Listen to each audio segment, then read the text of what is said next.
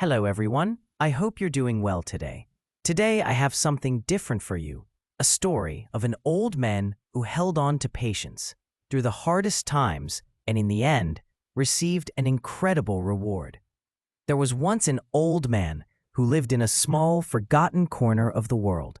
He woke before the sky changed from black to dark blue. The first cold bit his skin like a small, sharp stone. He pulled his thin coat closer, not because it would keep the cold out, but because the small action made him feel he had done something about his life. He sat on a low wall that ran along the dusty road and watched the far edge of the world grow lighter. The village around him moved in slow, familiar patterns. A cart groaned by. Dogs barked. Someone threw down a pot and cursed at it. The old man listened to these small sounds like a man who stored warmth in memory. He was hungry, but hunger had become a part of him, an old companion he could talk to, but could not always please. This man had lived many years. He had hair that was silver in the sun and hands that trembled when he reached for a bowl. His face had deep lines carved by seasons of worry, hard work, and waiting. People called him the hungry old man because for a long time his stomach was empty more often than full. But the truth of him was deeper than the name. He had lost more than food over the years. He had lost love, home, and steady work. He had lost his place in the busy pattern of life. Yet something inside him refused to break. It was not a loud thing. It did not shout. It breathed quietly, like a small lamp refusing to be blown out. Every morning, he spoke to that lamp. He said the words quietly at first, and then louder when the wind made them hard to hear. Stay strong. Hard times do not last forever. Those words were not a promise he could prove. They were a choice he made each day. He chose them over anger and over pity. He chose them over the easy bitterness that could fill a hungry man's heart and make it heavy and small. His daily life was a series of small actions that together became his strength. He walked with a wooden stick that once had been part of a tree. The stick was worn and smooth where his hand gripped it. He used it to steady his steps and to beat a rhythm on the earth when he needed to remember his own heartbeat. He would go to the market and sit where the tide of people slowed a little. He would look at the fruit sellers and smell the fresh bread. He would watch the children who ran with bright cheeks and noisy shoes. His hunger tightened, but he did not beg with a loud voice. Instead, he smiled at those who smiled at him, and he nodded in thanks to those who gave a coin or a piece of fruit. On days when work came, if it came, he did odd jobs. He mended a fence. He carried wood. He swept a courtyard. These tasks gave him small, honest coins, and more importantly, work that let him sleep with his back less tense. Work told him that though the world had removed much from him, it had not removed the dignity of effort. When the villagers paid him a little, he did not spend it at once. He wrapped it in a piece of cloth and kept it under his pillow, not because he wanted to hoard, but because the small bundle was a promise he had made to himself, a promise that he was still the kind of man who could save for the next morning. Sometimes people laughed at him. Young men who had new shoes and bright scarves would see him and turn away. Others treated him with pity and a brief kindness that lasted only as long as the giving hand was outstretched. He did not need flattery. He did not want empty words. He wanted the simple things: a bowl of rice, a blanket for one cold night, someone to greet him with an honest look. Yet even when kindness was not given, he kept his gratitude small and private. When a woman placed a small loaf in his hands, he did not dramatize his thanks. He closed his eyes, felt her warmth, and let the bread sink into him. Memory was a room he often entered. He remembered a life that had once been full of noise and color. He had been a young man then, with hands that were steady and sure. He had a house with a thin roof, but with laughter inside. There had been a wife who made tea that tasted like home, and children who ran and asked endless questions. But storms came of different kinds. Illness spread like fog in a winter. Jobs disappeared. People moved away. One by one, his family was taken from the house. The rooms grew hollow. He kept the pictures that remained in his pocket, touched them sometimes, and then folded them close like a map to a place that still lived. Those memories could have been poison. They could have made him bitter toward the world that had taken his joy. Some men, when the sun leaves their fields empty, shout against the sky and throw the seeds away. But the old man did not do that. He looked at his memories as a teacher rather than a judge. He learned from them what mattered: small apologies, a warm cup of tea, a laugh shared, a hand offered when stumbling. He pledged, in the quiet of his steps, to live in a way that would honor the joy he had lost. That pledge was not a heavy weight. It was a steady light. There were nights when the wind heaved at his thin coat and the stars felt very far away. In those hours, his hunger roared, and the hard facts of survival were blunt and cruel. He would lie awake and count the small sounds: a rooster sighing in the distance, a child coughing, the quiet breath of the world. Sometimes he dreamed of a table full of food. Sometimes he dreamed of a house with a small lamp glowing in the window. When dreams like this faded and hunger woke him, he would stand and go where his feet learned to go, to the people who might have food to spare, to the baker who sometimes threw away bread at the end of the day, to the river where wild fruit sometimes grew on its banks. But he did not take what was not given freely. He had rules, simple ones, created in the sweat of many hard days. He decided that he would not take food that belonged to a hungry child. He would not break the door of a locked house. He would not steal. Dignity to him was not a pretty word. It was a living thing that marked how you moved through the world. Even the poorest man can have dignity if he refuses to steal the last candle from a neighbor's table. People began to notice how he stayed steady. To the young, it looked like a miracle, a man with almost nothing who was never truly angry or mean. Older folk said it was faith. Some called it luck. The old man called it daily work. He practiced patience like a craft. He learned to wait without losing himself. He learned to ask for help without shame. He learned to accept small gifts without letting them feed a greater hunger for praise. To him, each small kindness was a grain that with time could become bread.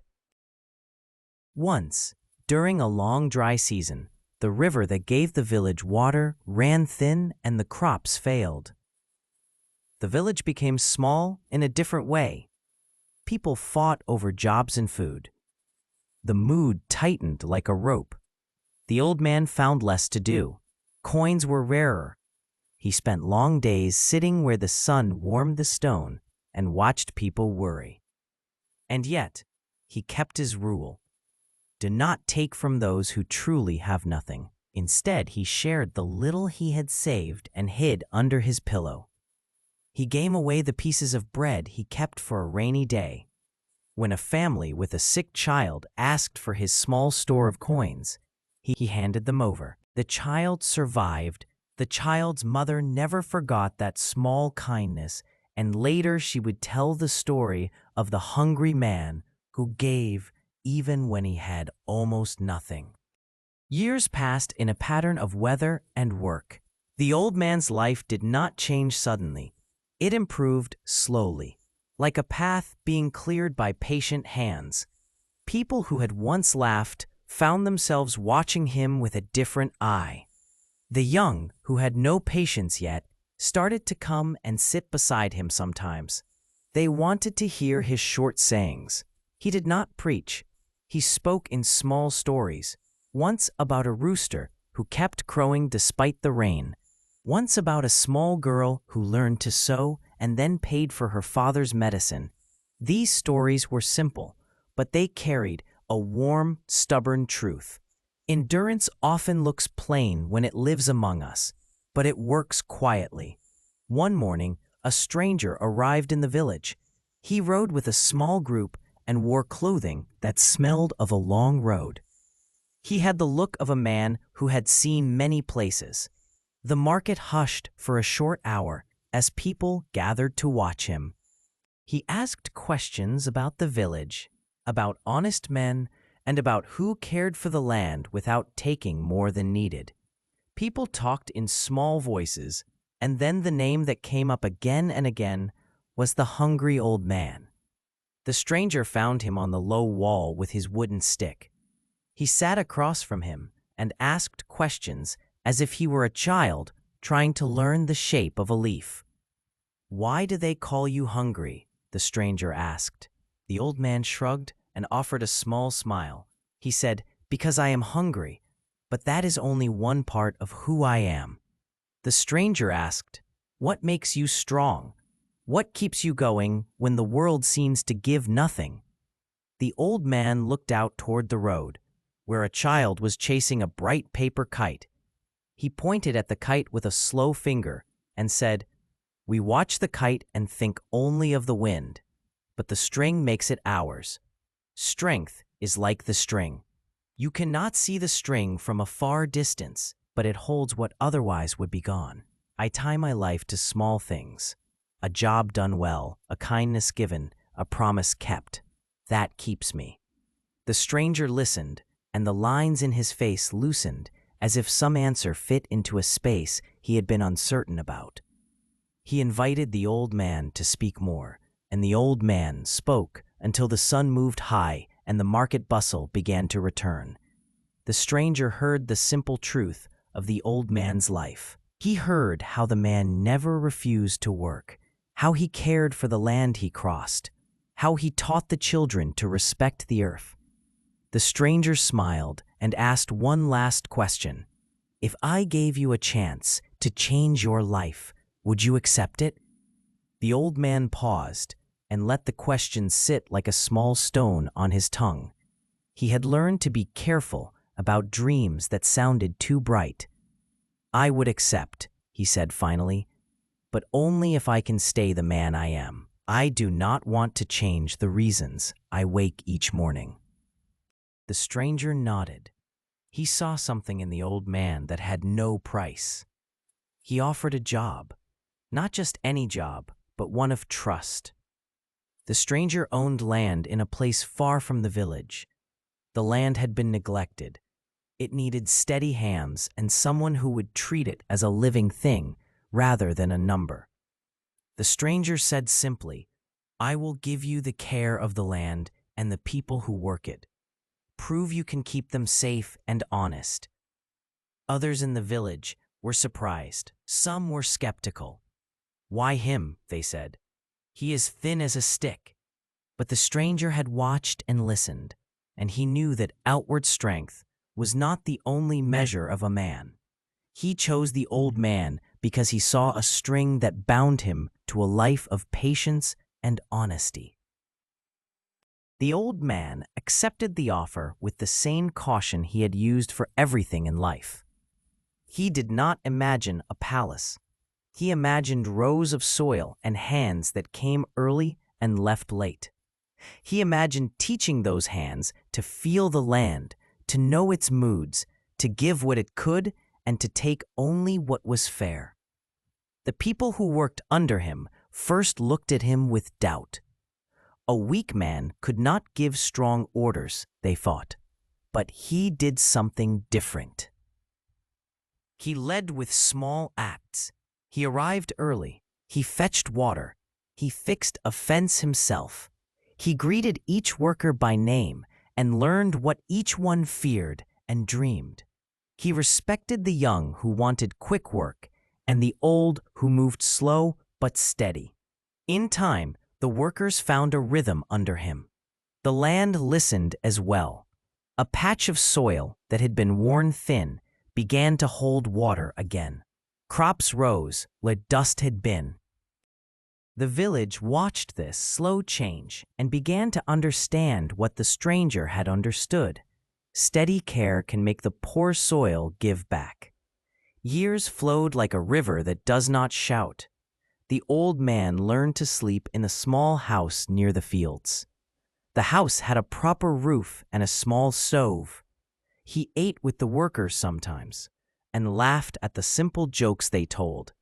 He kept one habit from his old life. He would still wake before the sky and stand at the edge of the world. He would whisper to himself, "Stay strong. Hard times do not last forever." But now those words were not only for himself. He said them to the fields when the rain delayed and to the workers when their hands were sore. The words became a kind of rhythm for the place, a small chorus that measured hope. As his life grew steadier, he did not forget those who had been kind in small ways. He returned to the village and found the woman who had given him the loaf years before. He sat with her and spoke of small things: her garden, the crow that always stole the seeds, the sound of the river in summer. He gave her a handful of coins and told her to buy a new pot. She cried and said she only wished she could have done more long ago. He smiled and said, "You did enough. You gave what you could, and it became part of what brought me here." In this way, he kept the circle of small kindnesses alive. People began to tell his story differently. The name Hungry Old Man did not vanish. It changed like a shadow when the sun moves. Children who visited the fields learned to plant seeds in the small plots the old man kept for teaching. The children learned patience. They learned to wait for the tiny green shoots to appear. The old man taught them how to water without drowning the seed, how to clear weeds without removing the small, helpful plants, how to use the smallest tool with care. He taught them how to make a promise and how to keep it. Time brought other changes. The stranger who had given him the land grew old. He trusted the old man more than any other person in the place. He saw how the land thrived and how the people who worked it did not steal and did not cheat. When the stranger prepared to leave the world, he did something that shocked the village and made many eyebrows rise. He left the land to the old man. He left him the fields, the small house, and the right to care for the people there into the future. Some people were stunned. They could not imagine why the stranger would give a poor man such a thing. The truth was simple. The stranger had watched where the real value lived. He had seen the old man plant truth in a place that had been dry. He had seen how the old man gave dignity to work and honor to small promises. That mattered more than any outward sign of health or wealth. The old man took this new life with the same humble care he had used with the first seeds he planted. He did not change who he was. He remained the man who woke before the sky, the one who whispered to himself, "Stay strong. Hard times do not last forever." But now his whisper had become a song that others could learn. Young workers who had once laughed at him now spoke of him with respect. They told their children how honesty and patience can make even stony land bear fruit. In the evenings, he walked through the fields and felt the soil between his fingers. He would remember the nights when the wind was the only sound and his coat was thinner than it should have been. He thought of those times, not with bitterness, but with gratitude. Those hard years had taught him the small skills he needed to care for the land and for people. They had taught him to notice when a plant needed more water or when a worker needed a rest. They had taught him to keep a promise and to value small kindnesses. Hard years had been a teacher he had not chosen, but one he had learned from well. When he grew very old, people came to sit by him and ask for advice. He kept answers short. He would say, "Do right, Keep going. Help the next one. These were not simple words because they were easy. They were hard words because living them required courage. Many young people in the village had gadgets and quick plans, but the slow work of patience still mattered. The old man's life became a living lesson. Waiting, caring, and small, steady choices build a path more sure than sudden luck. In his final days, he did not worry about great things. He kept a small list: who would feed the animals, who would teach the children, which seeds to plant in spring.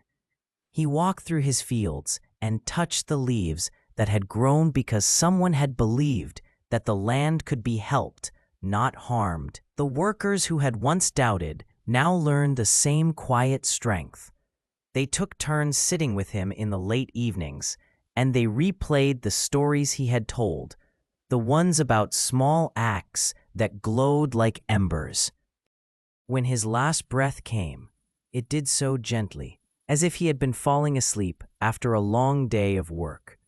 The people who loved him felt grief, but they also felt a deep peace.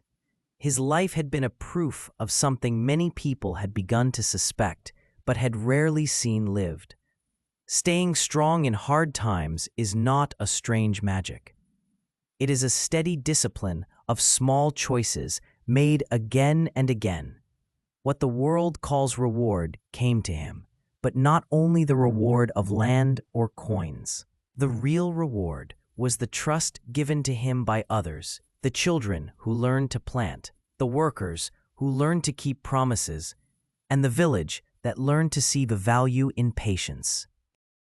This story is not a fairy tale where the ending falls out of the sky. It is a map of slow work. It shows that in a life where hunger is an old friend, strength is built in small moments. Getting up before dawn, choosing honesty when it costs more, treating others with respect, saving a coin for a rainy day, giving the bread you have to a child who needs it. The hungry old man did not win because he was lucky alone. He was rewarded because he spent his life practicing what many think is too simple: patience, honest work, and quiet faith. He taught those around him that hard times do not last forever, not because the world always becomes easy, but because a person who keeps going will find a path through.